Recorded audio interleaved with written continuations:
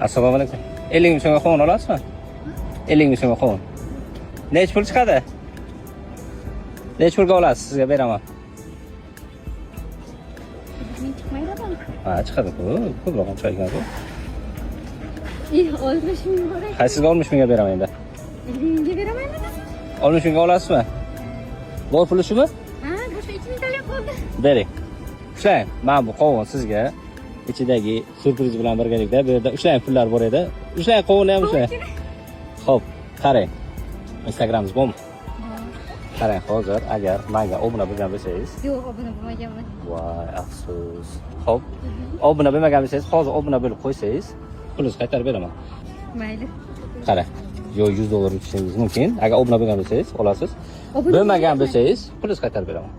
Obuna bo'lmaganman. Xo'p, qarang. Men tanimaysizmi? Yo'qmi? Qayerdasiz? Qashqadaryoda. Hech Qashqadaryo taniydiku mana, nima chiqsan ekansiz? Bu yerda o'qiysizmi? Ha. Tanishlarim obuna bo'lgan ekan lekin. Keyin bo'yli ana tanishlaringiz obuna bo'lgan, lekin siz bilmaysiz, pulingizni qaytarib beraman. Hop, qovunimni olaman lekin. Oling, oling. Ichidagisi sizga, oling. Rahmat. Studentlarga zo'rda. Rahmat. Haqqoni ekanmi? Obuna bo'lmaganlarga nima deysiz? Obuna bo'lib qo'yishni tavsiya qilaman. Xo'p, qarang, mana shu $100 menda qoldi. Buni bir 10 kundan keyin qaysidir obunachimga beraman-da, balki siz bo'lishingiz mumkin yoki siz bo'lishingiz mumkin. Prosta sharti menga aytasiz. Videoga like bosalar bo'ldi. Rahmat. Charchamang. Xo'p do'stlar, obuna bo'lib qo'yinglar. Keyingi safar sizni oldingizdan chiqaman.